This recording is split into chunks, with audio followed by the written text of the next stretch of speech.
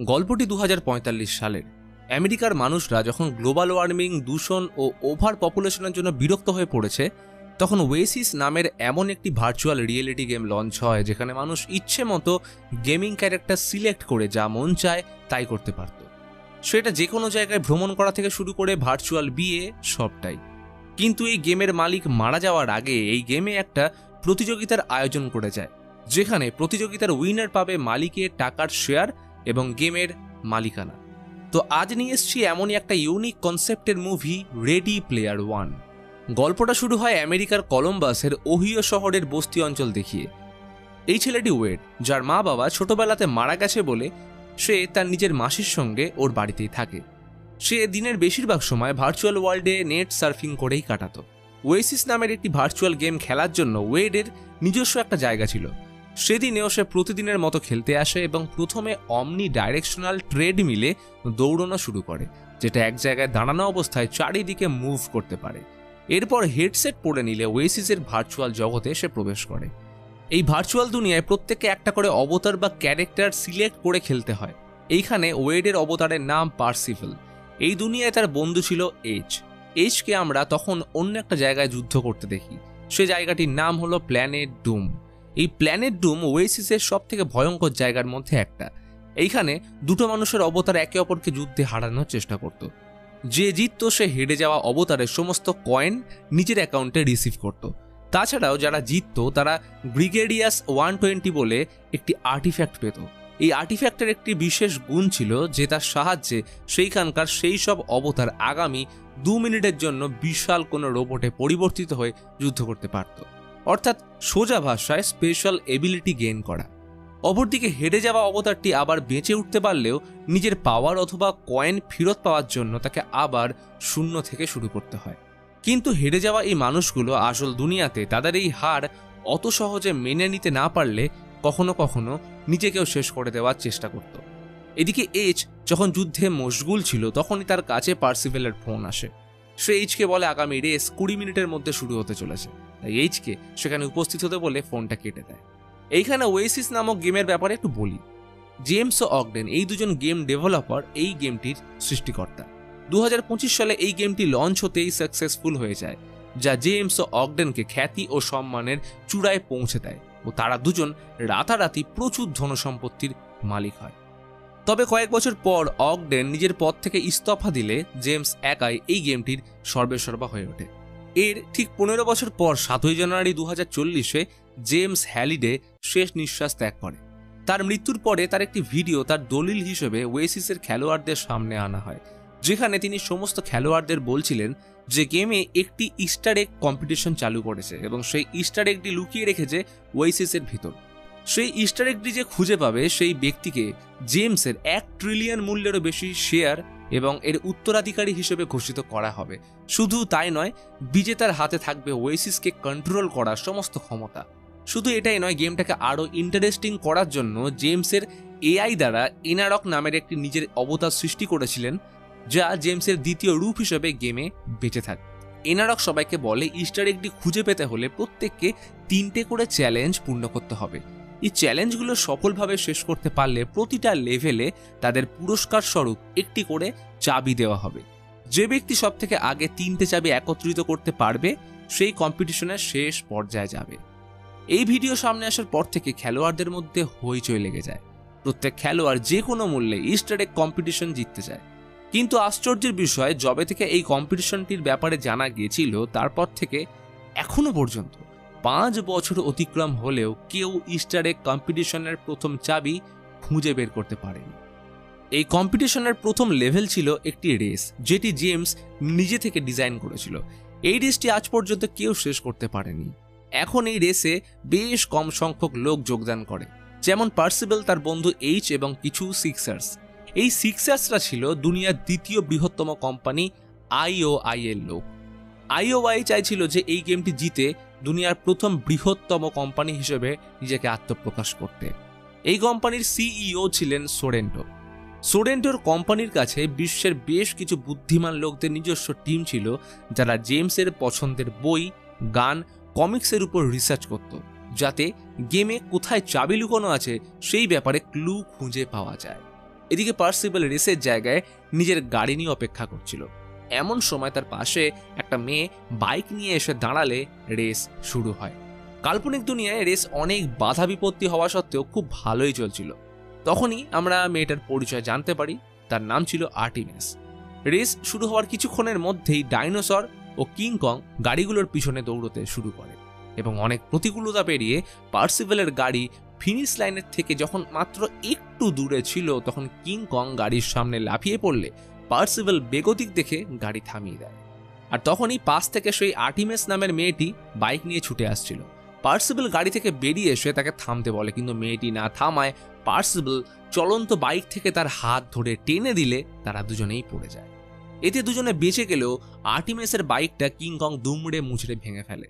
Artemis পার্সিবলকে নিজের প্রাণ বাঁচানোর জন্য ধন্যবাদ দিলেও নিজের বাইকটির অবস্থা থেকে খুব মুষড়ে পড়ে। তখন পার্সিবল আর্টিমিসকে নিজের বন্ধু এইচের ওয়ার্কশপে নিয়ে যায় বাইকটাকে সারানোর জন্য। এইচ বাইকটিকে ঠিক করতে নিয়ে গেলে আর্টিমিস আর পার্সিবল সময় কাটানোর জন্য একে অপরের সাথে কথাবার্তা বলতে শুরু করে। এখানে পার্সিবল বলে কিং কং যেহেতু বেশ শক্তিশালী, তাই তাকে হারানো কোনো উপায় নেই, হয়তো এই রেসটি অসম্পূর্ণই থেকে যাবে এবং এটাই নিয়ম। তখন আর্টিমিস বলে যে জেমস কখনোই নিয়মের বেড়াজাল পছন্দ করতেন না, তাই সেটা সম্ভব নয়। এমন সময় এইচ বাইকটা নিয়ে আসে। আর্টিমিস তাদেরকে ধন্যবাদ জানিয়ে গেম থেকে বেরিয়ে যায়। পার্সিবলে লগ আউট করে কাল্পনিক দুনিয়া থেকে বাস্তব দুনিয়ায় পদার্পণ করে। কিন্তু খেলার পর ওয়েড নিজের বাড়িতে শুয়ে সারাক্ষণ আর্টিমিসের বলা কথাগুলো চিন্তা করছিল। পরের দিন সকালে ওয়েড আবারও ওয়েসিসের জগতে প্রবেশ করে। এইবার সে হ্যালিডেজ জার্নাল নামের একটা বিল্ডিংয়ে যায়। এই বিল্ডিংটি কম্পিটিশন শুরু হওয়ার দিন থেকে আত্মপ্রকাশ করে। এই বিল্ডিংয়ে জেমস হ্যালিডের সমস্ত স্মৃতি যত্ন করে সাজিয়ে রাখা ছিল। এক কথায় সেটি ছিল জেমস হ্যালিডের মস্তিষ্কের দ্বিতীয় রূপ। এই বিল্ডিংয়ে আগে খেলোয়াড়দের ভিড় উপচে পড়লেও এখন তেমন কেউ একটা আসে না। পার্সিবল ঢুকেই একজন কিউরেটরকে দেখতে পায়। তার কাজ ছিল সেইখানে সূত্র খুঁজতে আসা অবতারদের সাহায্য করা। পার্সিবল তাকে 2019-এর একটা ভিডিও খুঁজতে অনুরোধ করে। পার্সিবল আগে এই ভিডিওটা বহুবার দেখলেও এইবার তার মনে হয় যে সে হয়তো কিছু না কিছু একটা হিন্টস মিস করছে। এইখানে ভিডিওতে দেখা যায় যেখানে জেমস হ্যালিডে ও অগডেনের মধ্যে ওয়েসিসকে নিয়ে মতান্তর চলছিল। অগডেন জেমসকে বলছিল যে ওয়েসিসকে মানুষ এতটাই সিরিয়াসলি নিচ্ছে যে তারা আসল জীবনকে উপভোগ করতেই ভুলে যাচ্ছে, তাই তাদের উচিত ওয়েসিসে কিছু নিয়ম ধার্য করা। জেমস এই কথায় সম্মত হলে অগডেন মনক্ষুণ্ণ হয়ে নিজের ইস্তফা দিয়ে চলে যাওয়ার সময় জেমসকে বলে, মানুষ কখনোই পিছনের দিকে হাঁটতে পারে না, সময়ের সাথে সবাইকেই এগোতে হয়। অগডেন চলে যেতেই জেমস নিজের মনে নিজেকেই বলতে থাকে যে মানুষ অবশ্যই পিছনে হাঁটতে পারবে যদি তারা এক্সেলেটারে চাপ দেয় ও সর্বশক্তি প্রয়োগ করে। এইটা শুনে পার্সিবল তার প্রথম সংকেত বুঝে যায়। এইবার পার্সিবল আবার রেসে অংশগ্রহণ করে। রেস শুরু হওয়ার খানিকটা আগে আর্টিমিস সেখানে পৌঁছয়। পার্সিবলকে দেখে আর্টিমিস কিছু জিজ্ঞেস করতে যাওয়ার আগেই রেস শুরু হয়ে যায়। সবাই এগিয়ে গেল পার্সিবল নিজের জায়গা থেকে কিন্তু 1 ইঞ্চিও নড়ে না। এইবার সে সামনে না গিয়ে পিছনের দিকে প্রচন্ড স্পিডে গাড়িটা নিয়ে যায়। তবে গাড়িটার দেওয়ালের সঙ্গে ধাক্কা লাগার আগে মাটির নিচ থেকে একটা রাস্তা খুলে যায় এবং পার্সিবলের গাড়ি সেই মাটির নিচ দিয়ে ঘোরানো রাস্তা ধরে রিভার্স মোডে এগিয়ে চলে। রেস চলাকালীন দেখে যে বাকি রেসার এবং কিং কং তার উপরের স্লটে একে অপরের সাথে লড়ছে, কিন্তু সবকিছু উপেক্ষা করে বিনা বাধায় পার্সিবল প্রথমবারের জন্য রেসটা কমপ্লিট করতে সক্ষম হয়। তার প্রথম লেভেলটি কমপ্লিট করতেই এনারক রূপী জেমসকে সেখানে দেখতে পায়। এনারক পার্সিবলকে পুরস্কার স্বরূপ প্রথম চাবিটা দেয় ও দ্বিতীয় চাবিটা কোথায় থাকতে পারে তার কিছু সূত্র স্বরূপ একটা পাজল বলে। এদিকে স্কোরবোর্ডে পার্সিবলের নাম প্রথম নম্বরে চলে আসলে প্রথম পুরস্কার স্বরূপ পার্সিবলকে 1 লক্ষ কয়েন দেওয়া হয়, যা নিয়ে সে এইচের সঙ্গে মার্কেটে কিছু আর্টিফ্যাক্ট কিনতে আসে। সেখান থেকে সে একটা হ্যান্ড গ্রেনেড, একটা রিউবিক কিউব ও একটি স্পেশাল স্যুট কেনে। এই স্যুট পরলে ওয়েড গেমে হওয়া সমস্ত স্পর্শ রিয়েল লাইফে অনুভব করতে পারে। পার্সিবল, এইচ, আর্টিমিস ও তার আরও 2জন বন্ধুকে রেস জেতার সিক্রেট শেয়ার করলে তারাও পার্সিবলের বলা কথা অনুসরণ করে রেস জিতে প্রথম চাবিটা পেয়ে যায়। ফলে তাদের নামও স্কোরবোর্ডে পার্সিবলের নিচেই চলে আসে। ওদিকে আইওআই কোম্পানির মালিক সোরেন্টো পার্সিবলের প্রথম হওয়ার খবরে প্রচণ্ড রেগে যায় এবং সে নিজে ওয়েসিসের দুনিয়ায় প্রবেশ করলে সেখানে সোরেন্টোর টাকার বিনিময়ে কাজ করা একটি হিটম্যানের সঙ্গে সাক্ষাৎ করে, যেখানে সেই লোকটি সোরেন্টোকে একটি গ্লোব দেয়। এই গ্লোবটি মন্ত্রের দ্বারা একটি ম্যাজিক শিল্ডে পরিণত হয়ে অন অফ হতো। সোরেন্টো গোলকটি নেয় ও নতুন কাজ হিসেবে পার্সিভেলকে খুঁজে বের করার দায়িত্ব আইরক্সকে দেয়। অপরদিকে ওয়েড তখন দ্বিতীয় সূত্র সমাধান করতে ব্যস্ত হয়ে পড়ে। সূত্রটা ছিল অনেকটা ধাঁধার মতো। কোনো এক সৃষ্টিকর্তা নিজের সৃষ্টিকে ঘৃণা করতেন। একটি এমন পদক্ষেপ যা কখনোই নেওয়া হয়নি এবং নিজের অতীত থেকে বাঁচো, তাহলেই দ্বিতীয় চাবি তোমার হাতের মুঠোয় আসবে। ওয়েড আবারও হ্যালিডেস জার্নালে সূত্র খুঁজতে উপস্থিত হয়। এবার আর্টিমিস তার সঙ্গে আসে। তারা দুজন মিলে অন্য একটা ভিডিও দেখে জানতে পারে জেমস একসময় তার বন্ধু ভিকের স্ত্রীকে ভালোবাসতেন, কিন্তু জেমস কখনোই তার ভালোবাসার কথা মেয়েটিকে বলে উঠতে পারেনি, যার ফলে ভিকের সঙ্গে মেয়েটির বিয়ে হয়। আর্টিমিস ও পার্সিভেল বুঝতে পারে যে এর ভিতরেই দ্বিতীয় সূত্র লুকিয়ে আছে। আর্টিমিস তখন পার্সিভেলকে সূত্র খোঁজার জন্য সামনের একটা ক্লাবে নিয়ে যায় ও সেখানে তারা দুজন নাচতে থাকে। এখানে পার্সিভেল আর্টিমিসের প্রতি তার দুর্বলতার কথাও জানায়, কিন্তু আর্টিমিস বলে রিয়েল লাইফে সে এমন একজন মেয়ে যাকে কেউ পছন্দ করে না। কিন্তু পার্সিভেল আবেগের বশে তার আসল নাম ও ঠিকানা বলে ফেলতেই আর্টিমিস পার্সিভেলকে সাবধান করে বলে গেমে কখনোই নিজের আসল নাম ঠিকানা বলা উচিত নয়। কিন্তু ততক্ষণে চারপাশে ঘুরতে থাকা আইরক্সের অনুচররা এই তথ্যটা নিয়ে আইরক্সকে দিয়ে দেয়। ফলে আইরক্স সোরেন্টোর কাছে পার্সিভেলের আইডেন্টিটি ডিসক্লোজ করে। সোরেন্টো তখনই পার্সিভেল ও আর্টিমিসের উপর হামলা করতে কিছু লোককে পাঠায়। আর্টিমিস তখন পার্সিভেলকে বাঁচানোর জন্য আইওআই এর লোকজনদের সাথে লড়াই করতে থাকে, কিন্তু ওরা সংখ্যায় অনেক বেশি থাকায় সার্ভাইভ করা সম্ভব ছিল না। এমন সময় পার্সিভেল নিজের কাছে থাকা সেই বিশেষ কিউবটিকে ব্যবহার করে, যার মাধ্যমে সময় 1 মিনিট পিছিয়ে যায়। আর এই সুযোগে তারা পালিয়ে ওয়েসিসের অন্য একটা রুমে চলে আসে। এখানে আর্টিমিস পার্সিভেলের উপর রেগে যায়। আর্টিমিস বলতে থাকে সে এখানে শুধুমাত্র গেম খেলতে আসেনি, তার মূল উদ্দেশ্য হলো গেমটা জিতে সোরেন্টোকে হারানো, কারণ সোরেন্টোর জন্যই তার মা বাবা কেউই বেঁচে নেই। এদিকে ওয়েডের কাছে সোরেন্টোর তরফ থেকে ইনভিটেশন আসে। ওয়েড সোরেন্টোকে নিজের কোম্পানিতে যে কোনো মূল্যে জয়েন করার অফার দিয়ে প্রচুর টাকার লোভ দেখায়, কিন্তু ওয়েড প্রস্তাব নাকচ করলে সোরেন্টো তখন ওয়েডকে তার মাসির বাড়ি উড়িয়ে দেওয়ার ভয় দেখালে ওয়েড ভয় পেয়ে গেম ছেড়ে বেরিয়ে আসে। তবে বেরিয়ে আসার আগে সে সোরেন্টোর ওয়েসিসের আইডি চেয়ারে আটকানো দেখতে পায়। সোরেন্টোর কথায় ভয় পেয়ে ওয়েড নিজের মাসির বাড়ির দিকে দৌড়াতে শুরু করে মাসিকে সাবধান করার জন্য, কিন্তু সে পৌঁছানোর আগেই সেই বিস্ফোরণ হয় এবং মাসি ও মেশো এই দুর্ঘটনায় মারা যায়। ওয়েড এইবার আক্ষরিক অর্থেই অনাথ। সে তার মাসের মৃত্যুতে খুবই কষ্ট পায়। সে বিধ্বস্ত অবস্থায় নিজের খেলার জায়গায় গিয়ে সমস্ত খেলোয়াড়দের আইওআই এর আসল চেহারা জানাতে গেলে পিছন থেকে একজন এসে ওয়েডকে কিডন্যাপ করে নিয়ে যায়। কিছুক্ষণ পর চোখের বাঁধন খুললে ওয়েড একটা মেয়েকে তার সামনে বসে থাকতে দেখে। মেয়েটি আর অন্য কেউ নয় বরং আর্টিমিস। আর্টিমিসের আসল নাম সামান্থা। ওয়েড খেয়াল করে সামান্থার মুখে বেশ বড় একটা দাগ রয়েছে, যেটা সে বারবার চুল দিয়ে লুকোনোর চেষ্টা করছিল। ওয়েড তখন সামান্থাকে আশ্বস্ত করে বলে যে চেহারায় দাগ থাকলেও সে তাকেই ভালোবাসে। সামান্থার এক্সপ্রেশনে বুঝিয়ে দিচ্ছিল সে ওয়েডকে ভালোবেসে ফেলেছে। দুজন তখন একে অপরকে কিস করতে গেলে হঠাৎ সামান্থা থেমে যায়, কারণ সে দ্বিতীয় সূত্রের ক্লু বুঝতে পেরেছে। ওয়েডকে সামান্থা বলে জেমস কখনোই নিজের ভালোবাসাকে কিস করতে পারেনি। এইখানে পদক্ষেপ বলতে সেই কিসটিকেই বোঝানো হয়েছে। এবার সবাই আবার ওয়েসিসে প্রবেশ করে সেই কিউরেটরের কাছে গিয়ে বলে জেমস ওই সপ্তাহে যতগুলো বই দেখেছিল সেগুলো তাদেরকে দেখাতে। এই বইয়ের ভিড়ে দ্য শাইনিং নামের একটি মুভিতে ওয়েডের চোখ আটকে যায়। শাইনিং বইটি king of horror Stephen king এর একটি অনবদ্য রচনা হওয়া সত্ত্বেও রিয়েল লাইফে তিনি এই বইটিকে পছন্দ করতেন না। ওয়েড ও সামান্থা বুঝতে পারে এই সিনেমাটির ভিতরেই কোনো সূত্র লুকিয়ে আছে। তখন ওয়েড ও সামান্থা নিজের বন্ধুদেরকে নিয়ে হলে উপস্থিত হয় ও পরবর্তী সূত্রের অপেক্ষা করতে থাকে। সবাই যখন এক জায়গায় অপেক্ষা করছিল তখনই এইচের দিকে দুটো বাচ্চা মেয়ে বল ছুঁড়ে লিফটে উঠে যায়।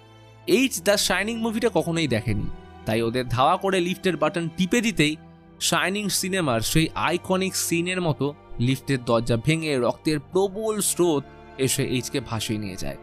এইচ একটা ফটো ফ্রেমকে আঁকড়ে ধরে বাঁচার চেষ্টা করতে থাকে, কিন্তু ফ্রেমটি এইচের ভারী ওজন সহ্য করতে পারছিল না। ফ্রেমটিতে জেমস ও কিরা অর্থাৎ ভিকের বউয়ের ফটোগ্রাফ লাগানো ছিল। ইতিমধ্যে রক্তের আরও একটি বিশাল ঢেউ আসলে এইচকে ভাসিয়ে নিয়ে যায়। এইচ বাঁচার জন্য রুম নাম্বার 237 এর দরজা খুলে কোনো রকমে সেখানে ঢুকে পড়ে। সেই ঘরের বাথরুমে একটা মহিলা স্নান করছিল। এইচকে দেখে সে মহিলা এগিয়ে এসে তাকে জড়িয়ে ধরে। এইচ তখনই আয়নার দিকে তাকালে দেখতে পায় যে তাকে জড়িয়ে ধরেছে সে আসলে একটা উইচ। এইচ ভয় পেয়ে পিছনে গেলে একটা বিশাল কুড়ুল এসে তাকে মারার চেষ্টা করে। এদিকে সামনে থেকেও সে উইচ ছুরি নিয়ে এইচের উপর ঝাঁপিয়ে পড়তে উদ্যত হয়। সে বাথটবে পড়ে গেলে বাথটব দিয়ে একটি সুড়ঙ্গের মধ্যে এসে পড়ে। এইচ যখন দিকদিশাহীনভাবে গোলকধাঁধায় ঘুরছিল তখনই পার্সিবেল ও আর্টেমিস তাকে টেনে একটা দরজা দিয়ে বের করে নেয়। এইচ তাদের বলে কিরার ছবি সে এক জায়গায় দেখতে পেয়েছিল। তখন সবাই মিলে সেই ফটোগ্রাফটি দেখতে গেলে আর্টেমিস বুঝতে পারে তারা ধাঁধাটি বুঝতে ভুল করেছে। ধাঁধায় যে আসল পদক্ষেপটির কথা বলা হয়েছিল সেটি কোনো বই বা সিনেমার সঙ্গে সংযুক্ত ছিল না। জেমস আসলে কিরাকে কখনোই নিজের সঙ্গে ডান্স করার জন্য বলতে পারেনি। হয়তো এখানে দ্বিতীয় চাবিটার সূত্রই হচ্ছে কিরার উত্তর। তখনই তারা পিছন থেকে মিউজিকের আওয়াজ শুনতে পায়। এই আওয়াজ ফলো করে তারা ডান্স রুমে পৌঁছে দেখে যে অনেকগুলো অদ্ভুত জম্বি আকৃতির মানুষ কিরার সাথে নাচছিল। আর্টেমিস হঠাৎ করেই পিছন থেকে ছুটে এসে কিরার উদ্দেশ্যে জম্বিদের উপর ঝাঁপ দিলে সঙ্গে সঙ্গে বাকি চারজন হলের বাইরে টেলিপোর্ট হয়ে যায়। আর্টেমিস কিরাকে জম্বিদের থেকে বের করে এনে জিজ্ঞেস করে সে কি আর্টেমিসের সঙ্গে নাচে সঙ্গ দেবে। কিরা উত্তর দেয় সে অনেকদিন ধরে শুধুমাত্র এই প্রশ্নটির জন্য অপেক্ষা করে আসছিল। ব্যাস, এর সাথেই কিরা এনারকের অবতার নেয় ও আর্টেমিসকে দ্বিতীয় লেভেল পার করার জন্য অভিনন্দন জানিয়ে তার হাতে দ্বিতীয় চাবিটি তুলে দেয়। আর্টেমিস চাবি নিয়ে একটা দরজা খোলে এবং তৃতীয় চাবির জন্য সূত্র খুঁজে পায়। ওদিকে সোরেন্টো এই বিষয়ে জানতে পারলে সে তার লোক লাগিয়ে সামান্থার বাড়ি খুঁজে বের করে সেখানে আই এর লোককে দিয়ে হামলা করায়। সামান্থা ওয়েডকে কোনো মতে সেখানে পালাতে সাহায্য করে। ওয়েড সামান্থাকে ছেড়ে যেতে না চাইলে সামান্থা বলে ওয়েসিসকে সোরেন্টোর মতো লোকের হাত থেকে বাঁচাতে ওয়েডের দরকার। ওয়েড ওদিকে পালিয়ে যায় ও আই এর লোকেরা সামান্থাকে ধরে ফেলে। তারা জানায় সামান্থার সমস্ত ধার এ মিটিয়ে দিয়েছে, তাই সামান্থাকে এআই এর টাকা শোধ করতে হবে। সামান্থাকে এআই এর লোকজন অন্য সেকশনে বন্দি করে রাখে। ওয়েড বেরিয়ে পালানোর সময় প্রথমবারের মতো রিয়েল লাইফে এইচ ও তার দুই বন্ধুর দেখা পায়। এআই এর টিম ততক্ষণে তৃতীয় চ্যালেঞ্জটি পূর্ণ করার জন্য উঠে পড়ে লাগে। তাদের সিক্সার গেম খেলার জন্য সবাই একে একে চেষ্টা করছিল, কিন্তু কেউ সঠিকভাবে জানতো না যে কোন গেমটা খেলতে পারলে তৃতীয় লেভেলটা আনলক করা যাবে। তখন তাদের কাছে একটা অ্যাডভেঞ্চার গেম ট্রাই করার জন্য সাজেশন আসে, কারণ সেই গেমে সর্বপ্রথম ডিজিটাল ইস্টার এগ রাখা হয়েছিল। সবাই গেমের লেভেলটি খেলার জন্য প্রাণপণ পরিশ্রম করতে থাকে। তার মাঝখানে সোরেন্টো ওয়েসিসের দুনিয়ায় প্রবেশ করে আইরক্সের সঙ্গে দেখা করে তাকে সেই গোলকটা দেয়। আইরক্স কিছু মন্ত্র পড়ে এবং সেইখানে গোলকটি অ্যাক্টিভেট করে নিজের চারপাশে একটা ম্যাজিক্যাল শিল্ড তৈরি করে। এতে সোরেন্টো ও তার নিজস্ব টিমের লোকজন ছাড়া কোনো তৃতীয় ব্যক্তি সেই ম্যাজিক শিল্ড ভেদ করে ভিতরে ঢুকে খেলতে পারবে না। ফলে সব রকম অবস্থা পাকা করে সোরেন্টো লগ আউট করে। তখনই সোরেন্টোর হেডব্যান্ড খুলে ওয়েড ও ডায়েটো নামের এইচের সেই বন্ধু তাকে টার্গেট করে। সোরেন্টোর কাছে ওয়েড সামান্থার হেডব্যান্ডের অ্যাক্সেস কোড জানতে চায়। সোরেন্টো তাকে অ্যাক্সেস কোড দিলে ওয়েড সেখান থেকে এসে দেখতে পায় যে তারা কাল্পনিক দুনিয়ায় দাঁড়িয়ে আছে। আসলে সোরেন্টো লগ আউট করার আগেই এইচ তার হেডব্যান্ডটি হ্যাক করে ফেলায় সোরেন্টো ভাবছিল সে হয়তো আসল দুনিয়ায় নিজের অফিসে আছে, কিন্তু আদতে সে ওয়েসিসের ওই দুনিয়াতেই রয়েছে। ওয়েড সামান্থার সঙ্গে যোগাযোগ করে নিজের হেডসেটটি ডিঅ্যাক্টিভেট করে সেখান থেকে বেরোনোর রাস্তা সামান্থাকে বলতে থাকে। সামান্থা ওয়েডকে বলে তৃতীয় চ্যালেঞ্জটা রয়েছে প্ল্যানেট ডুমে, কিন্তু সেখানে সোরেন্টো ম্যাজিক শিল্ড দিয়ে রেখেছে এবং সেটা একমাত্র ভিতর থেকে ডিঅ্যাক্টিভেট করা যাবে, কিন্তু এর জন্য দরকার প্রপার সৈন্যবাহিনী। এদিকে সোরেন্টো টের পেয়ে যায় যে এখনো ওয়েসিসের দুনিয়াতে সে রয়ে গেছে। তখনই লগ আউট করে সামান্থাকে খুঁজতে এসে দেখে সে পালিয়েছে। তার বডিগার্ড তাকে আশ্বস্ত করে যে তারা এখনো ওর খোঁজ পেতে পারে। এদিকে সামান্থা সোরেন্টোর অফিসে পৌঁছে সেখানে গোলকটি নিষ্ক্রিয় করার সাথে সে মন্ত্রটি খুঁজে পেয়ে মুখস্থ করে নেয় এবং সিক্সারদের কাপড় পরে তাদের দলে মিশে ভিতরে প্রবেশ করে যায়। ওদিকে গোলকের বাইরে দাঁড়িয়ে পার্সিবেল একটা বার্তা সমস্ত ওয়েসিসের খেলোয়াড়দের কাছে পৌঁছে দেয়। সে বলে ওয়েসিসের ভাগ্য তারা যদি সোরেন্টোর হাতে ছেড়ে দেয় তাহলে ভবিষ্যতের জন্য এটা খুবই খারাপ হবে। এটাকে থামাতে লড়াইয়ের দরকার, তাই সবাইকে সাহায্যের জন্য আবেদন জানায়। প্রথমে কারোর দিক থেকে কোনো সাড়া না এলেও পরে হাজার হাজার অবতারকে যুদ্ধে যোগদান করার জন্য ছুটে আসতে দেখা যায়। এদিকে এইচও তার ওয়ার্কশপে রাখা সবথেকে বড় রোবটকে অ্যাক্টিভেট করে তার সাহায্যে যুদ্ধে সামিল হয়। ওদিকে আর্টেমিস গোলকের ভিতরে লুকিয়ে বসে মন্ত্র উচ্চারণ করে সে ম্যাজিক শিল্ডটিকে বন্ধ করার প্রক্রিয়া শুরু করে। কিছুক্ষণের মধ্যেই একটা ভয়ঙ্কর বিস্ফোরণের সাথে সে ম্যাজিক শিল্ডটা গায়েব হয়ে যায়। এইবার কিছুক্ষণের মধ্যে সেখানে যুদ্ধ শুরু হয়ে যায়। এর মাঝখানে সোরেন্টো নিজের মেকা গডজিলা মেশিনে বসে যুদ্ধ করতে নেমে পড়ে, কিন্তু এইচের সাথে গডজিলার যুদ্ধে সোরেন্টোর গডজিলা পরাজিত হয়। কিন্তু তার মধ্যে সোরেন্টো সামান্থাকে আইওয়াই এর ইউনিফর্মে দেখে ফেলে। সে বুঝে যায় সামান্থা আই এর লোকদের সঙ্গে আছে ও সেখান থেকে অপারেট করছে। সোরেন্টো এবার সমস্ত খেলোয়াড়দের মধ্যে সামান্থাকে খুঁজতে থাকে। ওদিকে পার্সিবেল টের পেয়ে যায় যে আসল দুনিয়ায় সামান্থা বিপদে রয়েছে। সে আর্টেমিসকে গেম ছেড়ে দিতে বললে রাজি হয় না। পার্সিবেল তখন তাকে একটা রিয়েল লাইফে বিশেষ জায়গায় দেখা করার কথা বলে গুলি করে দিলে সামান্থা সোরেন্টোর হাতে ধরা পড়তে পড়তে বেঁচে যায়। ওদিকে যুদ্ধে আই এর লোকদের পাল্লা ভারী হতে শুরু করে। তখন পার্সিবেল তাদের দিকে একটা গ্রেনেড ছুঁড়লে সেখানকার সমস্ত শত্রুদের ওখানে মৃত্যু হয়। এইবার তারা সবাই মিলে গেমের শেষ লেভেলে এসে উপস্থিত হয়, যে গেমটির নাম ছিল অ্যাডভেঞ্চার। সেখানে আগে থেকেই একজন সিক্সার গেমটা খেলছিল। খেলা সম্পূর্ণ হতে না হতে সে পায়ের নিচে থাকা বরফ সরে জলের মধ্যে পড়ে যায়। তখন পার্সিবেল বুঝতে পারে যে গেমটা জেতার জন্য নয়, বরং খেলার জন্য বলা হয়েছে। তখনই সোরেন্টো আবার নিজের অবতারে ওয়েসিসে ফিরে আসে এবং এইবার তাকে আরো বেশি অঙ্কের টাকা দিয়ে সেই তৃতীয় লেভেলের চাবিটা হস্তগত করতে চায়। কিন্তু এতেও রাজি না হলে সোরেন্টো ক্যাটাকালিস্ট নামের একটা শক্তিশালী আর্টিফ্যাক্টকে অ্যাক্টিভেট করে, যা সমস্ত অবতারকে নষ্ট করে দেয় ও লগ আউট করে বাইরে বেরিয়ে আসে। কিন্তু পার্সিবেল নিজের পকেটে বুদ্ধি করে একটা এক্সট্রা লাইফের কয়েন রেখে দিয়েছিল, যা তাকে আরেকবার গেমটা খেলার সুযোগ করে দেয়। পার্সিবেল খেলতে থাকে এবং সেই গেমের লাইভ টেলিকাস্ট সবাই দেখছিল। খেলতে খেলতে সে এই লেভেলের চ্যালেঞ্জও পূর্ণ করে ফেললে সেখানে আবারও এনারক আসে এবং তাকে তৃতীয় ও সর্বশেষ চাবিটা হস্তান্তর করে। পার্সিবেল চাবিটা নেওয়ার সময় সোরেন্টো তাদের ভ্যানে ধাক্কা মারতে থাকলে ভার্চুয়াল দুনিয়াতেও এই ধাক্কা অনুভূত হয়। কোনো রকমে তৃতীয় চাবিটি নিয়ে সর্বশেষ দরজাটি খুলে পার্সিবেল সোনার ইস্টার একটি দেখতে পায়। এমন সময় এনারক আবার সেখানে উপস্থিত হয় এবং তাকে ওয়েসিসের কন্ট্রাক্টে সই করার জন্য একটা কাগজ এগিয়ে দেয়। পার্সিবেল কাগজে সই করতে উদ্যত হলেও তার মনে হয় এটা হয়তো কোনো পরীক্ষা, তাই সে কন্ট্রাক্ট পেপারে সাইন করে না। এনারক এতে খুবই খুশি হয় এবং পার্সিবেলকে বলে সত্যি তিনি তাকে পরীক্ষা করছিলেন এবং সেটায় সে সসম্মানে উত্তীর্ণ হয়েছে। এরপর এনারক পাল্টে গিয়ে জেমস হ্যালিডেতে পরিণত হয়। দেখা যায় সেখানে জেমস ছোটবেলার রূপে বসে ভিডিও গেম খেলছে। সেই ঘরে একটা ডিভাইস ছিল যা দিয়ে ওয়েসিসকে কন্ট্রোল করা যেত। জেমস পার্সিবেলকে সেটি হস্তান্তর করার আগে সেই ডিভাইসে লাগানো একটা লাল বোতাম দেখিয়ে বলে এইটা টিপলে সমস্ত রকমের ব্যাকআপ সহ ওয়েসিস চিরতরে ডিলিট হয়ে যাবে। এরপর জেমস পার্সিবেলকে সেই সোনার স্টার একটি এগিয়ে দেয়। ইতিমধ্যে সোরেন্টো সেখানে পৌঁছে গাড়ির দরজা খুলে ওয়েডকে মারতে গেলে সেই সোনার ইস্টার এগের উজ্জ্বল জ্যোতি দেখে এক প্রকার মনোমুগ্ধ হয়ে ওয়েডকে না মেরে থেমে যায়। তখনই পুলিশ এসে সোরেন্টো ও তার বডিগার্ডকে গ্রেপ্তার করে নিয়ে যায়। ওদিকে জেমস ও পার্সিবেলের থেকে বিদায় নেয়। কিছুক্ষণের মধ্যে আসল দুনিয়ায় অগডেন কিছু উকিলকে সঙ্গে নিয়ে এসে ওয়েডের হাতে ওয়েসিসের সমস্ত দায়িত্বভার তুলে দিতে চাইলে ওয়েড এই দায়িত্বভার তার বন্ধুদের সঙ্গে ভাগ করে নিতে চায়। আমরা এখানে জানতে পারি হ্যালিডেজ জার্নালসের সেই কিউরেটর আসলে বাস্তব জীবনে অগডেন। ওয়েডের অনুরোধে অগডেন আবারও ওয়েসিসে যোগদান করে। সময় এগিয়ে যায়, আইওআই এর অফিস বন্ধ হয়ে আসে। অগডেনের পরামর্শে ওয়েড এখন সপ্তাহে 2 দিন করে ওয়েসিসকে বন্ধ রাখে, যাতে লোক বাস্তব জীবনকেও উপভোগ করতে পারে।